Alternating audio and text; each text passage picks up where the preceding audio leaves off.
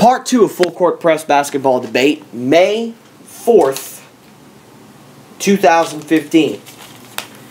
Greg Popovich says Duncan and Ginobili, quote, will probably be back. Yvonne Juno, your thoughts? Are you serious? When was that said? After the loss. Are you honestly serious? You think Tim Duncan's going to sign up again? That's what I'm asking you. I don't know. Because Ginobili's contract expires as well. Yeah, but I'll look for Ginobili to come back. But honestly, Tim Duncan?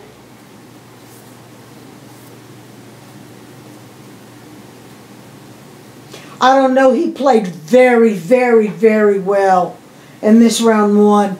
He played well. If he thinks he can come back and he can play like he's been playing, I say bring him back. Ginobili, I believe. He celebrated his 39th birthday during the series. Last week.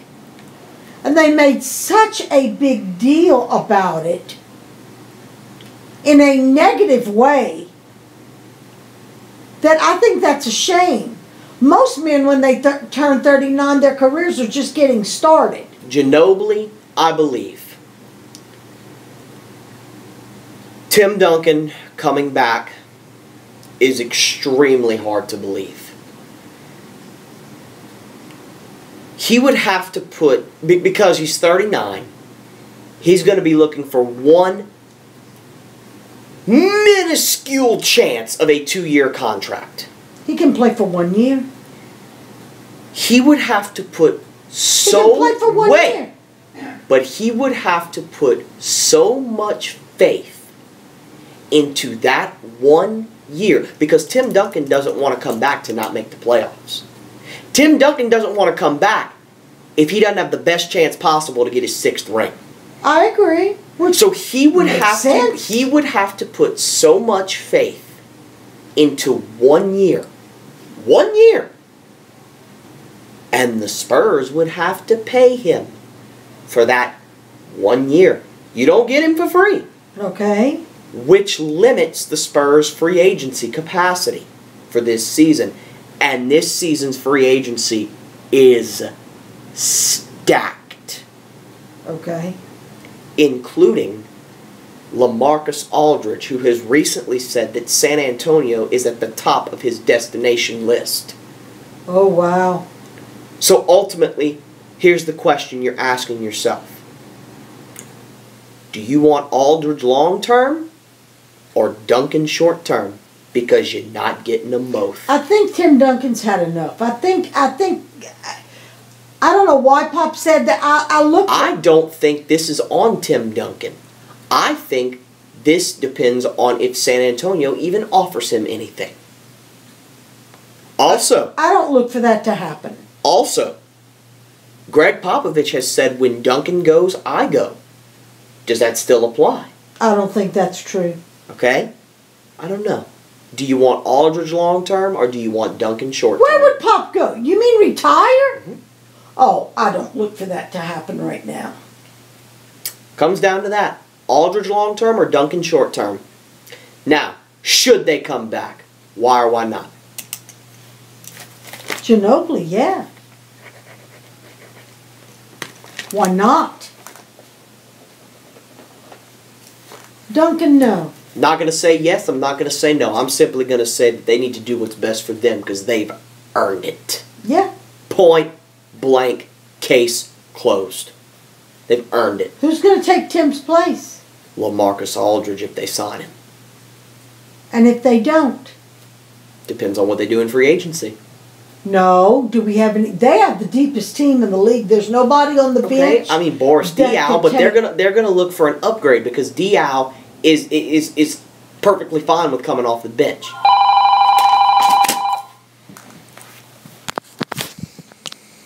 He's perfectly fine with coming off the bench. He embraced that role in this series and played extremely well.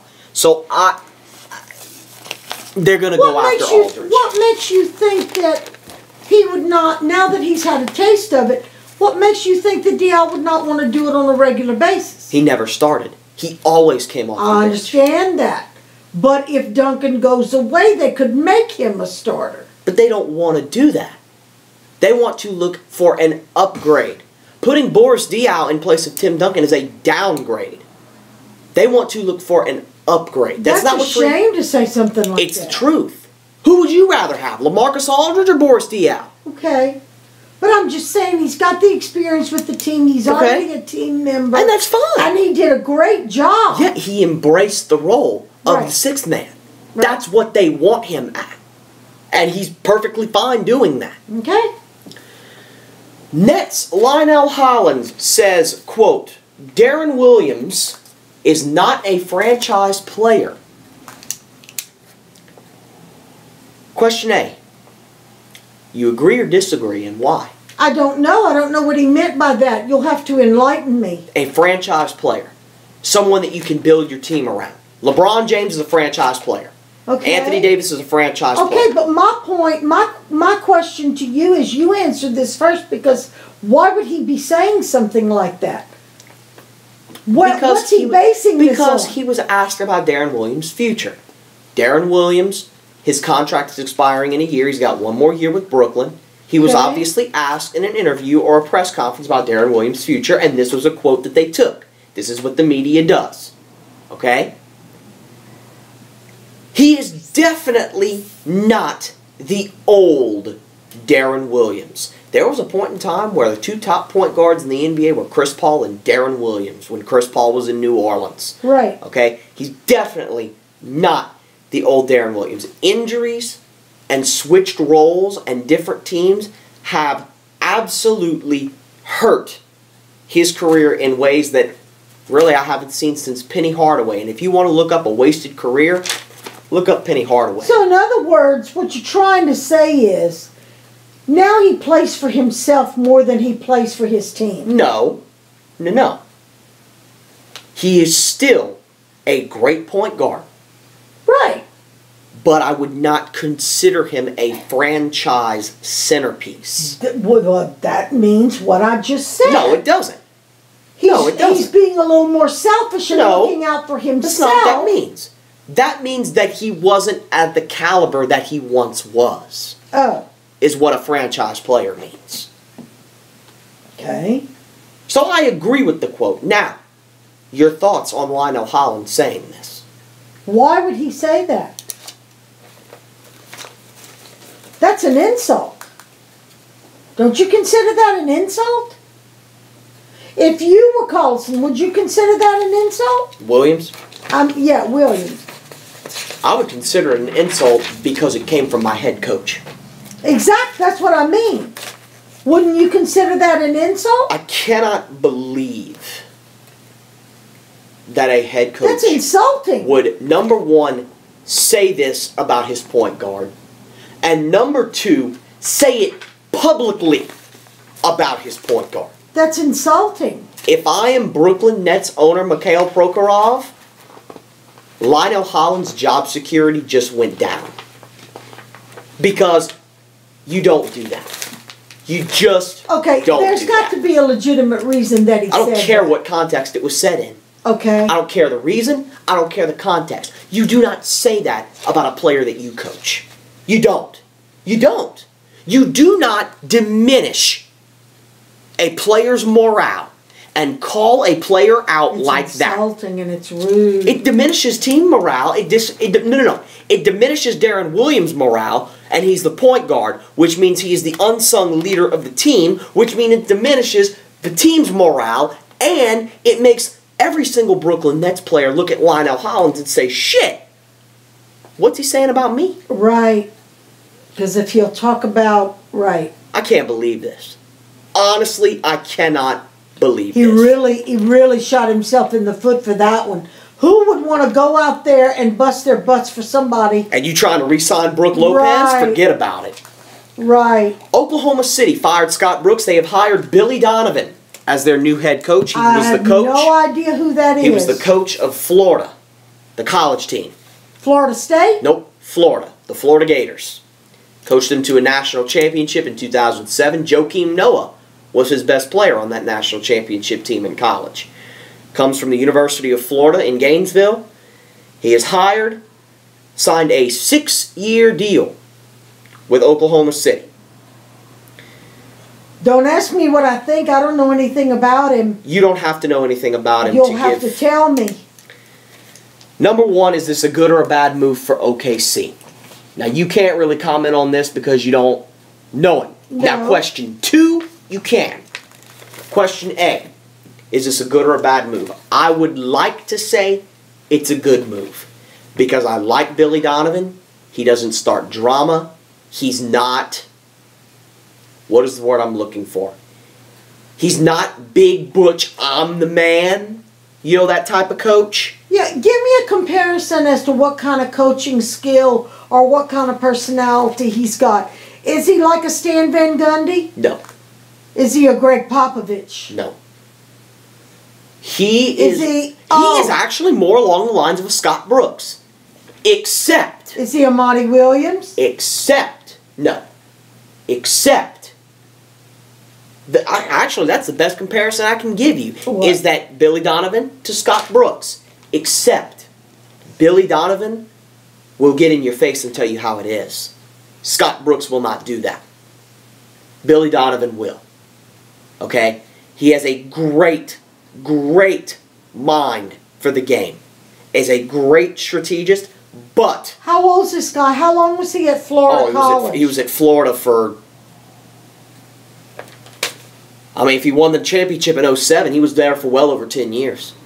Okay, so this I don't know the not, exact amount, but he ain't no rookie. Okay. No, absolutely not. Okay. However, we know how it is with college coaches transferring to the pros.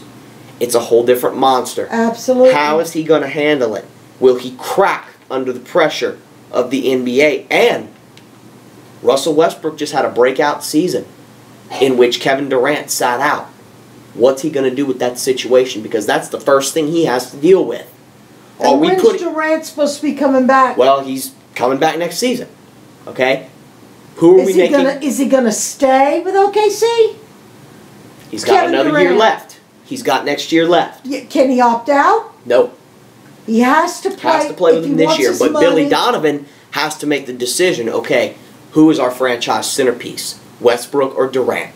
The face of the team, you mean? That is the first thing he has. That's the first big monster he has to come into contact with. It's got to be Westbrook. We'll see. It's got to be Westbrook after what Westbrook just did. We'll see. What do you think? I would be inclined to agree with you, but then I go back to Kevin Durant's MVP season last year. That was last year. Then I go back to the time when the 4 scoring championships. I don't know. I don't know. Why can't they be unified as the face of the team? Because they're never going to win a ring like that.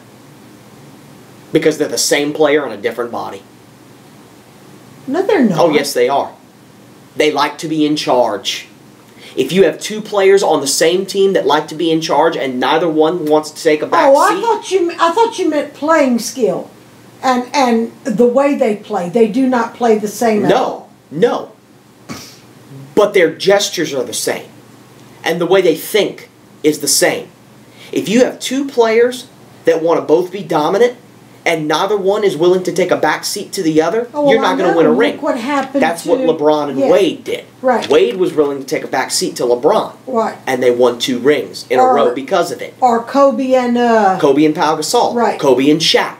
Right. MJ and Scottie Pippen. Right. I mean, one has got to be willing to take a back seat to the other.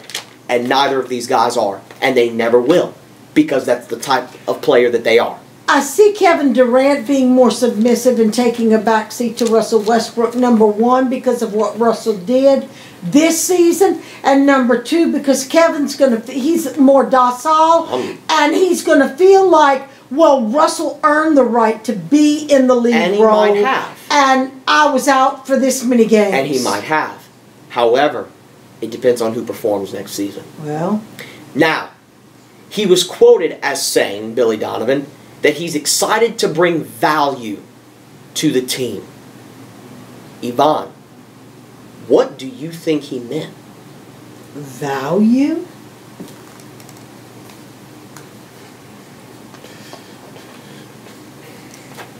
decided to bring value. The only thing I can think of that he meant by that was to take the potential and the talent that is in those players and show how good they can actually be and make them more valuable to the NBA. That's the only thing I can think of. I am not sure that value is the right word here. Okay.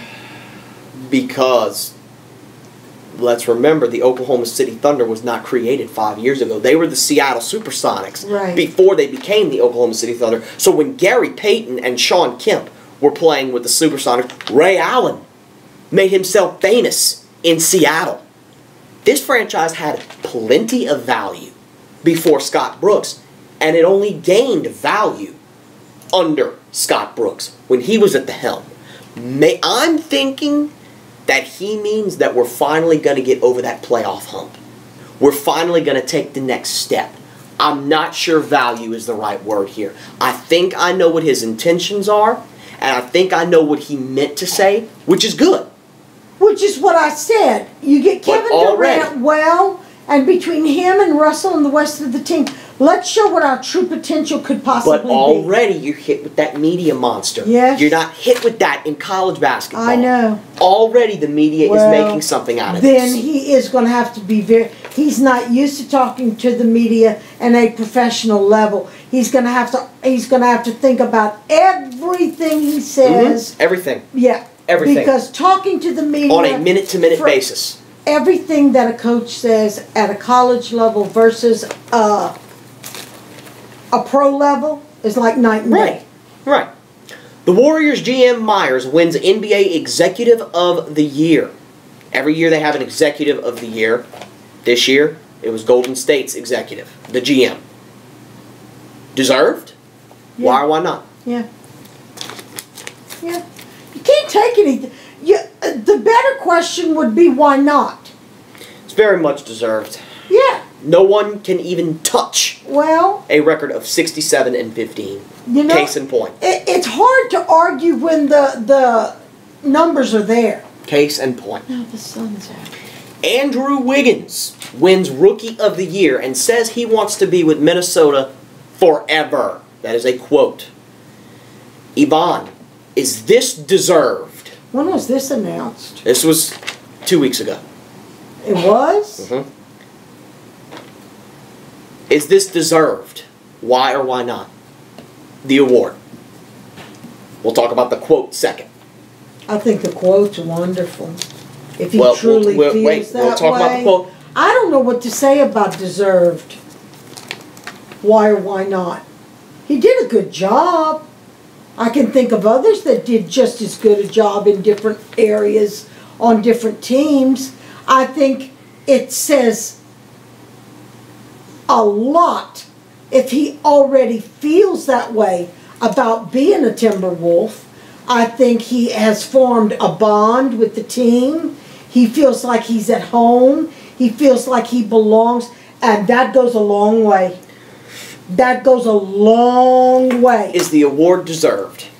I'm not going to say no.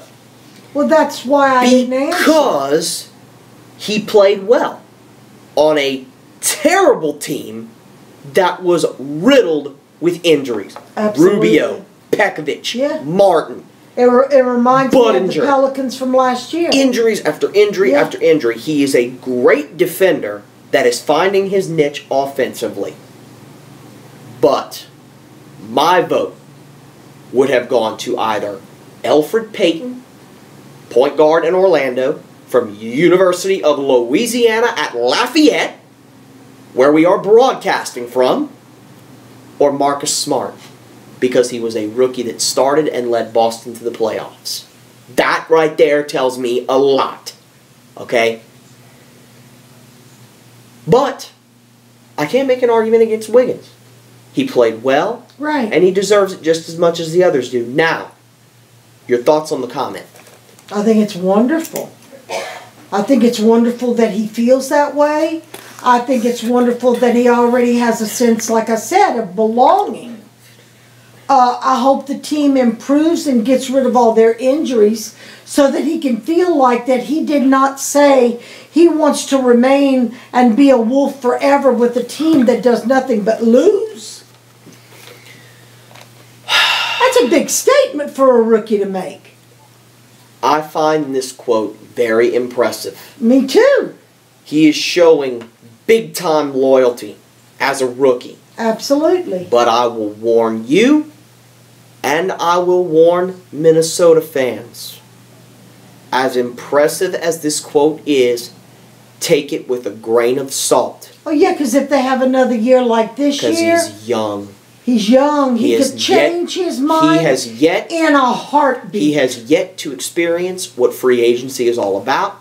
He has yet to experience a big market. He has yet to experience the big bucks. Well, not only that, if the team plays next season the way they played this season and is riddled with injuries again, he could change his mind in a heartbeat. That's right.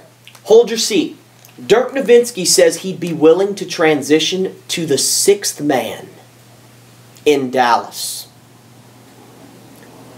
Your thoughts on the quote? Really?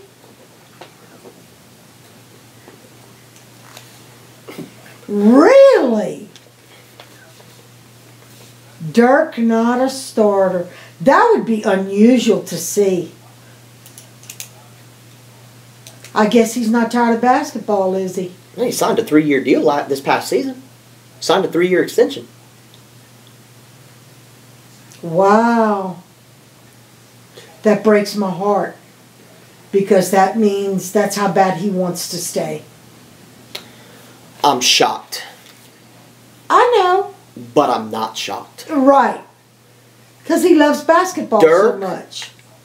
Dirk, I'm not a huge fan of him. You know that if you listen to this show regularly. I'm not a fan of Dirk Nowitzki, but I respect Dirk Nowitzki. Absolutely. And he has always done what's best for the team. Including taking an extreme pay cut this past offseason. He is a true team player. But he is also the greatest Maverick to ever wear the uniform. To see him take a big step down like this would be the ultimate show of teamsmanship. Can I see this happening? Which is the next question. Is this a good or a bad idea, Yvonne? And it's why? good. Why would it be bad? He's been with them for how long? If he doesn't mind being the sixth man, who are we to argue the point that... I don't know why you would say that that's a bad idea. Think about what you're saying. It depends. His experience with the team. I agree. But it depends on who you replace him with. If you take Dirk out of the starting lineup, you cannot downgrade. It has. Well, if he leaves, you're going to have to be putting somebody in anyway. Not leaving. He can't leave. He signed a 3-year extension. He's with them for 2 more years, guaranteed. Oh. But you cannot. It's not necessarily a bad idea. But you have to upgrade. You cannot take a step down. Right. If you take a step down, you're only hurting yourself. You have to replace him with somebody that you see as a better fit or that is better than him at this moment in his career. You cannot downgrade. Now, if they don't downgrade and they land somebody like, say they land LaMarcus Aldridge, okay? You put him in, put Dirk as the 6th man. Having his experience anywhere, even as the 12th person on the roster, is an advantage in your favor. Absolutely. But you cannot downgrade, is my point. You have to be smart with this. Yeah. And Dallas's front office is a bunch of boneheads, okay? And they have this mentality of, You see something, you go after it, and you attack without thinking. They cannot do that this summer. They cannot do that, especially after Dirk saying this. You cannot do it. Well. Oh no! Sticking with Dallas. I can't believe we're going to talk about this. Rajon Rondo left out of Mavs playoff run, and they parted ways after Game 2. That's why he didn't play 3, 4, or 5. Yeah, you know why?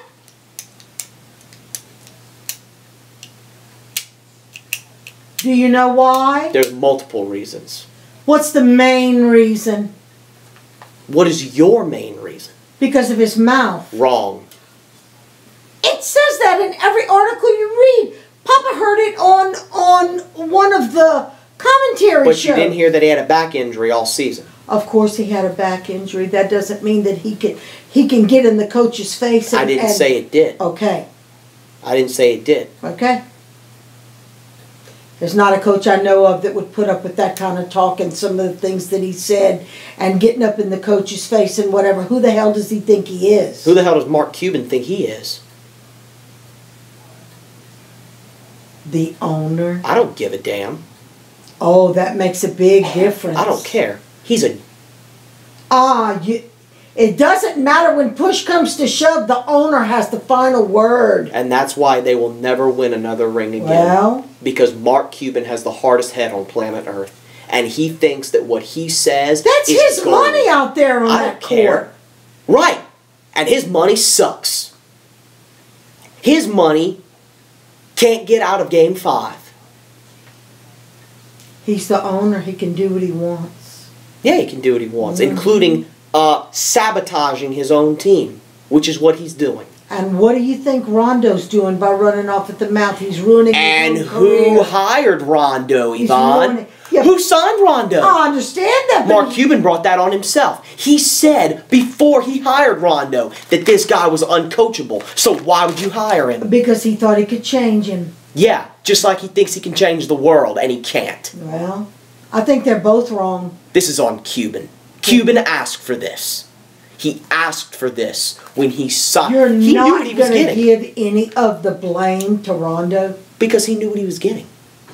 He knew what he was getting. The only coach that could ever handle Rajon Rondo was whom? Doc Rivers. Because Rick Carlisle is soft. The Dallas front office is soft. Mark Cuban is hard-headed. And he thinks that he can change everybody and everything. The point is you got a player and you got an owner. Okay, great. Okay? Great. And who else is going to want to touch Rondo after Mark Cuban said, I don't want him? But Because from the he's beginning, running off at the mouth. okay. But before he said he Who didn't the hell want him, does he think he is? before he said he didn't want He's him, a he said, player. before he said he didn't want him, he said he wanted him. Okay? Because like I said, He brought it on himself. don't you think with all the controversy around Rondo to begin with, plus an injury, don't you think Rondo should have known to keep his mouth shut a The little controversy around Rondo should have prevented Mark Cuban from giving him a contract, bit? shouldn't it have? I agree. So Cuban brought that on himself. Yes, Rondo Cuban's- should control himself. Cuban's still going to make money off the team. Rondo cut his nose off to spite his face for his salary. He doesn't belong in Dallas anyway. Well, I agree. Okay, you want to talk about somebody cutting their nose off to spite their face? Mark Cuban says, all I want to do is win. Did they win? No. That's what it boils down to. Mm-hmm. Is that Cuban hired a guy that he knew right off the bat that he would not be able to change. Do you realize how bad it must have gotten that we'll probably never know about for him to cut him in Game 2 of the playoffs? No, ma'am. Mark Cuban did not say Rondo can't play. Rondo said, I don't want to play. That's where you're wrong. Okay. Rondo was the initiator. I agree. But after he said that, do you think he was wanted on the team, either by Cuban Because or by the players? why do you think he said it in the first place? Because he knew he wasn't wanted. Because he doesn't know how to control his mouth. And you're probably correct. then Mark Cuban shouldn't have gotten him in the first place. I'm not going to argue that point, but what's it going to take for Rondo to realize he needs to shut up? Doc Rivers. Because it's the only coach that can control him. So, Mark Cuban. Do you realize what a talent? Do you realize how far Rondo could go if he could get himself under control? But see, he's been to the mountain. That's what everybody keeps forgetting.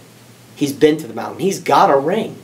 Okay. He won a ring as a rookie. He is young. Why sabotage your own career because of your mouth? Okay, but... Okay, he's got one ring. I'll concede Did he sabotage his career, or did Mark Cuban, by bringing him to Dallas, when we already know about Mark Cuban, Yvonne? Mark Cuban ruins players that he doesn't like. I honestly think they're going to be knocking the door down if you were a coach to go get Rondo. What do you think Kobe Bryant's doing right now? Why do you think Kobe Bryant, of all people, whose opinion do you value more? Mark Cuban or Kobe Bryant? I think Kobe could get Rondo under control. Right. Because Kobe knows that he wouldn't be sabotaging Rondo's career. He'd only be helping. You know, yeah. Jason Kidd retired early because he went to Dallas. Because he could not stand Mark Cuban. Dirk Nowitzki has been on the record as saying, I don't like Mark Cuban. Oh, he's a Dirk Nowitzki! I know. Who is very docile and even-tempered. Yeah. Mark Cuban sabotages players to better himself. He did this to Rondo. He brought this on himself. I still say Rondo needs to learn how to behave himself. Yes, he does. And control himself yes, and shut he his does. mouth. Yes, he does. But Mark Cuban needs to realize that not everything that he does is made out of gold. Just like Rondo needs to realize he is not the most important player in the NBA. No, he's not. And I agree with you. I'm going to put the garbage out. Right now? Yeah, I got to take that shit out that plastic container and put it in a trash bag. What plastic container? They come out the shop bag. That old junk that was in So- Jessica's Okay. place. Remember? Yeah. So, where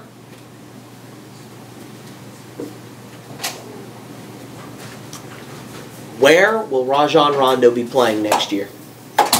Oh, that's a good question. I have no idea. You have some possible picks? The Lakers. Done. And done. You think? Yep. Why wouldn't he? They need a point guard. If anybody can get him under control and slap him around and get in his face and tell him he needs to behave himself and keep his mouth shut, it'll be Kobe. And Byron Scott. Don't forget about Byron Scott. Kobe first. Oh, I Then agree. Byron Scott. I agree. Kobe will get him out on the But court. Byron Scott ain't gonna do nothing to Kobe will get in his face on the court. Of course he will. And that's what Rondo needs. Not somebody like Mark Cuban who just sits there and talks and thinks that everything that comes out of his mouth is made out of gold. And it's not. LaMarcus Aldridge praises the Portland Trail Blazers and readies for his free agency this summer. The question, where will LaMarcus Aldridge play next year in your mind, and why?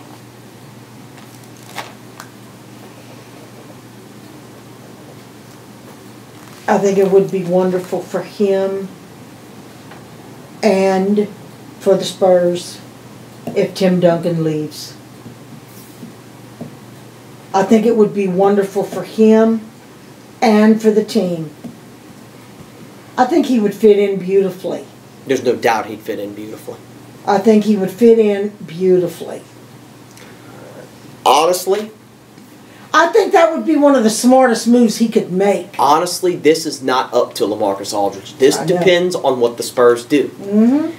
The That's Spurs why I are said what I atop. said. Aldridge has been quoted as saying the Spurs are my top place to go. They are atop his destination list, but... And why not? But faith in Tim Duncan might prevent Aldridge in the Alamo. If the Spurs want Duncan, because they're not getting them both. No.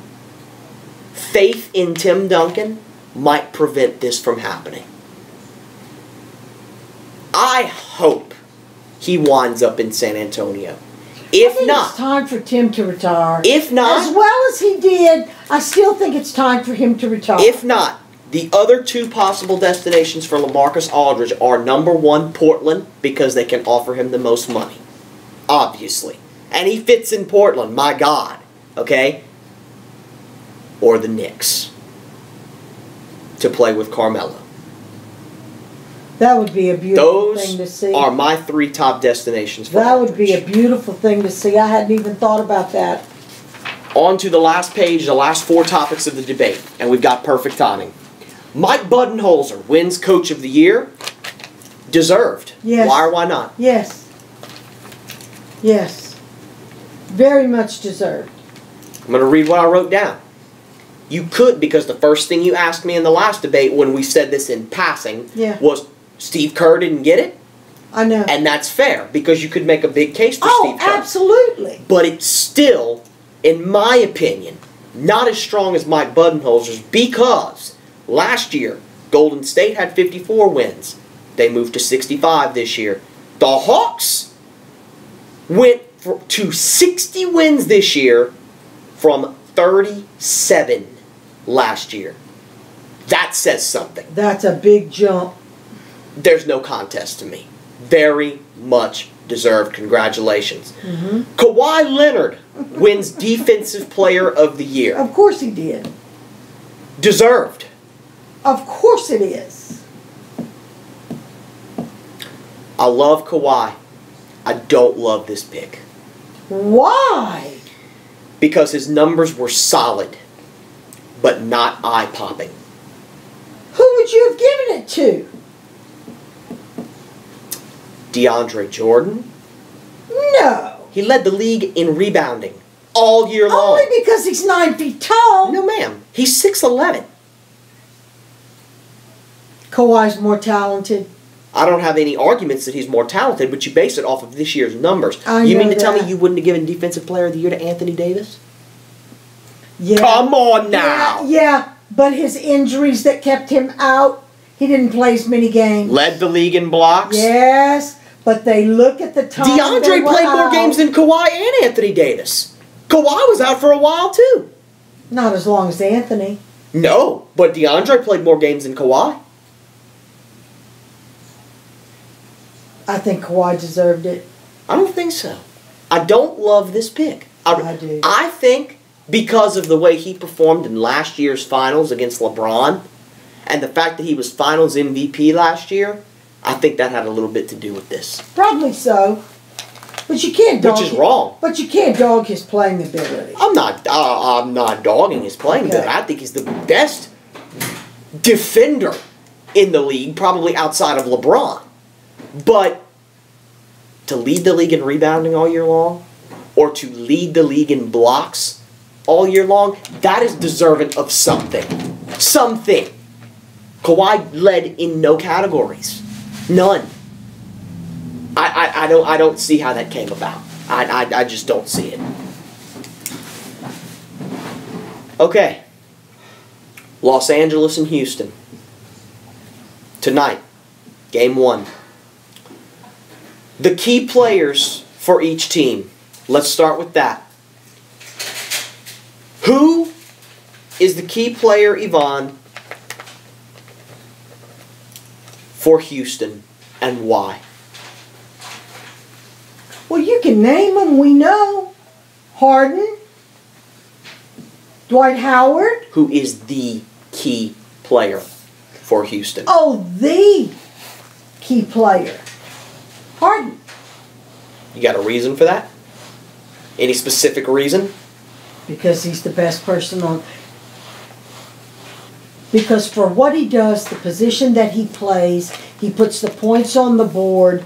He's not a dirty player. He can play in more than one area and get the job done and put the points on the board. He's the most important player for Houston. I'll agree with you, but I'm going to say it's because J.J. Redick will be guarding him. J.J. Redick ain't a defender. I love J.J. Redick. He went to Duke. I have a special love in my heart for J.J. Redick. But he can't play defense worth a damn. I'm sorry. That's the truth. Mm-hmm. And if you can't play defense against James Harden, you can kiss it goodbye. I'm just saying, okay? Unless when the roles are reversed, Now, that is Harden going to be guarding JJ? I have a feeling that Harden's going to be guarding whom I believe is the key player for the Clippers, and that is Chris Paul. Because whoever's going to be guarding JJ tonight, they got a tough job to do. If they let him make a clean break and shoot a three, they can, with the way that he's been playing, they got their hands full. So who's the key player? Why would you say that Harden is going to be guarding Chris Paul? Because he's their best perimeter defender, because Patrick Beverly is out with the injury. Oh, I forgot about that. I forgot about that. I totally forgot about that. Yeah, then it probably will be. So who's the key player for the Clippers, and why? Chris Paul. Unless he's hurt. Unless his hamstring injury is holding him back. You got one of three. It's either Blake, Chris Paul, or JJ. I don't know. I could make a case for DeAndre Jordan having to stop Dwight Howard inside.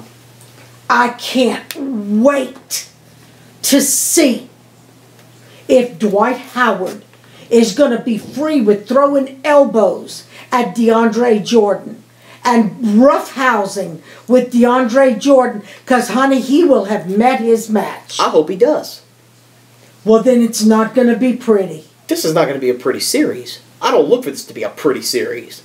But I hope Dwight does. He will have met his match. Okay, if you say so. You don't think? No, I don't.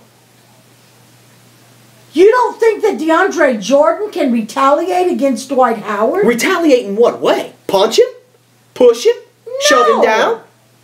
Get away from him and not let him, and give him the ability to get as physical. You don't give anybody the ability to be physical. Either they're going to be physical with you or they're not. And Dwight Howard ain't backing down from DeAndre Jordan. I'm sorry. We'll see. It ain't happening. We'll see. I don't give a damn who DeAndre Jordan is. I don't give a damn. We'll see. And they're saying they're going to put Blake Griffin on Dwight Howard. I dare them. Dwight will tear his ass up. I dare him. That would cost the Clippers the series. That would be a big mistake. I think Dwight Howard's going to tear DeAndre Jordan to shreds. But because I think he's way more skilled. I think DeAndre Jordan's extremely clumsy. We'll see. I know one thing. If they're going to foul anybody and send anybody to the free throw line, it's going to be DeAndre Jordan. He's got to have one of the worst. Oh, he is the worst? That's why they do it. Free throw. I know that's why they do it. That's the hack-a-shack rule that they need to eliminate. I've never... Papa and I were sitting right here and we could not believe how many free throws he missed. Oh. It's another reason Dwight's going to dominate him. What does Los Angeles have to do to win this series? It's hard to say what Los Angeles has to do or what the Clippers have to do, because in their own... Los Angeles is the Clippers. Oh, I'm sorry. I meant Houston. It's hard to say because they're both equally talented and gifted in their own way in different areas. I would not say that one team is much... Now, I'm talking percentages here. I'm not saying that one team... You can't say that one team is so much more talented or gifted than the other team. They both have their strengths and they both have their weaknesses. So if you look at it, team to team, side by side, they're both equally talented, and it could go either way.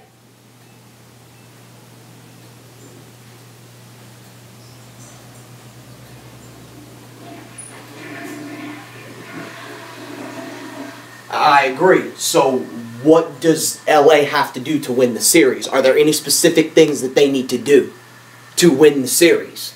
I agree with your assessment. But what does that mean? What does that assessment lead you to?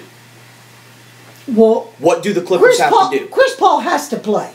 Number one, he has to play injury-free. Okay?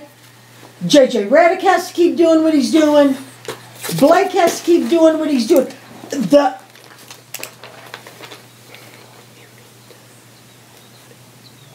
The way they were feeding off of each other and like reading each other's mind and passing the ball around, working together as a unified team was a beautiful thing to watch. If they keep playing like that. Number one for the Clippers to win this series is that Chris Paul has got to take advantage of the fact that he doesn't have a true point guard guarding him. Mm-hmm. Without Patrick Beverley, Houston is very handicapped, especially in this series, because they are facing the best point guard in the game, in Chris Paul.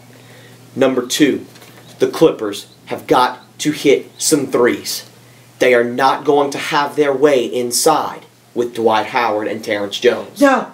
Okay? They've got to hit some Going shots. back to what I said earlier, wouldn't you prefer to have some solid twos than take a chance on a three? Okay? You're not going to be able to do that with Dwight under the goal. Okay. I agree with three. you on that one. Number three, you're not going to stop him, but you need to contain James Harden. You need to try your best Good luck. to limit him. Right. Stick different faces on him, put different people on him in different situations. But you can't double team him. You leave somebody open. And both teams are equally talented. You can't leave somebody unattended. Number four, Doc Rivers has got to outsmart and outcoach Kevin McHale in this series. Doc's been here before. He knows what he's doing. If I had one game for my life out of pro coaches, it would be Doc Rivers.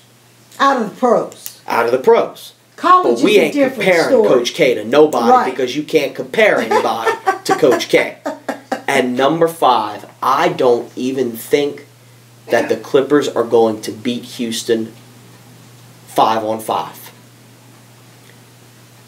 The Clippers bench is vital to their success. I agree. In this series. I agree. Because of the fact that Houston ain't got a bench. Oh, I know that. Outside of Corey Brewer. I know that. Which means they're at a disadvantage because their starters have to play almost the entire game. Correct. So Austin Rivers. So, right. That was all a those fluke. Guys. That was a fluke that the second game. All those guys. The second game of the playoffs when Austin came in and made 17 points. Clippers bench, man. Right. It's so vitally important in this series. Now, how about Houston? What does Houston have to do to win this series? Well, James Harden has to put points on the board. Dwight Howard has to stand under the goal and do the rebounds and block the shots. Okay? He's their blocker. He's their, just jumping up and swooping it off as it's going into the basket. Okay? And, they need to make sure that they try to contain Chris Paul as much as they possibly can.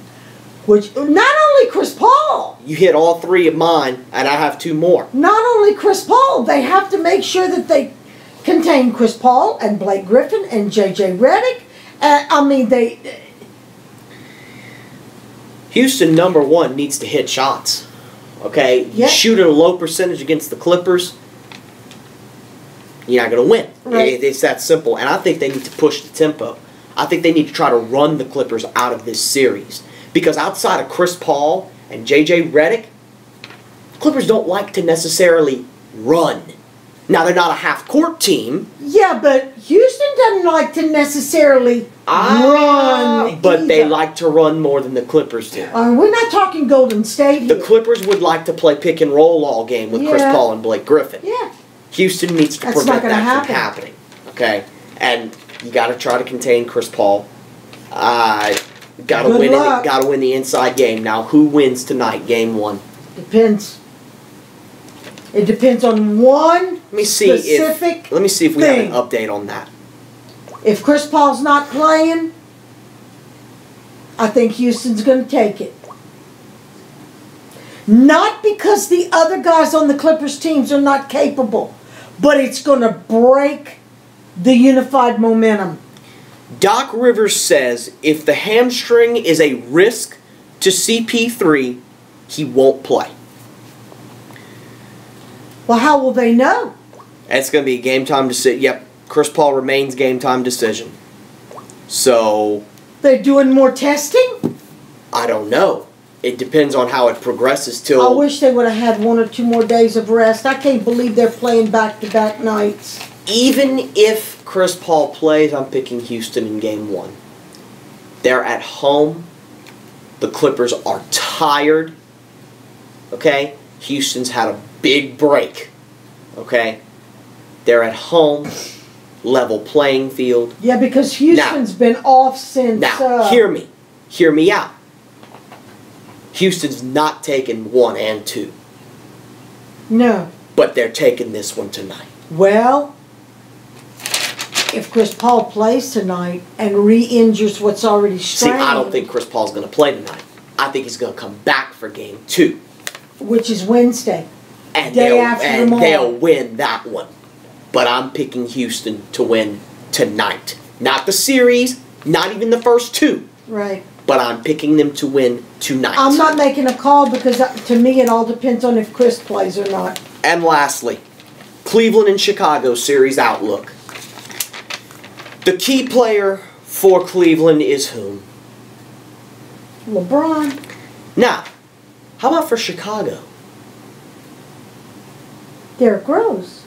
Hey, bud, Yeah, you gotta be at work, man. 5. Here's where we're going to disagree. I am not going to say that Derrick Rose is not a key player because he most definitely is. I don't think he is the key player. It's not Noah. No, it is not. Kawhi. Kawhi Leonard plays for the Spurs. Oh, I mean, Jimmy Butler? Jimmy Butler. No. The key player, and see, you forget him every time. The key player for the Chicago Bulls in this series is Pau Gasol I disagree. because of no Kevin Love. Pau Gasol, if he does not tear it up without Kevin Love on the floor, who's guarding him? At least you're going to have... I was going to ask you who's going to guard him. Wait. You got to have Kyrie Irving on Derrick Rose, right? Mm-hmm. Okay. You're going to have Jimmy Butler on LeBron. Who are you going to have on Pau Gasol? I don't know who they're going to put. Right. No, I'm asking you. Probably Tristan Thompson. And give me a break. Pau Gasol is the key player for Chicago in this series because Cleveland has no answer for him. When Chicago rings Derrick Rose, Cleveland rings Kyrie Irving. When Chicago rings Jimmy Butler, Cleveland rings LeBron James. What happens when Chicago rings Pau Gasol? Or Joakim Noah, for that matter. Timofey Mozgov? Please. It's Pau Gasol because Cleveland has no answer for him without Kevin Love. Which is another team that has almost zero bench, which means the starters have to play almost the entire game. And there's question B, the Kevin Love impact. Big time. Now, Oh, yeah. to close the debate, Oh, yeah. who wins game 1 tonight? Chicago in Cleveland? Cleveland. You're picking Cleveland tonight. Yeah. Without Love? Yeah. Then you're picking Chicago. No. Cleveland Cleveland doesn't have Kevin Love. You're picking Cleveland? Oh. They're in Cleveland. Yeah, but Cleveland doesn't have Kevin Love. I know.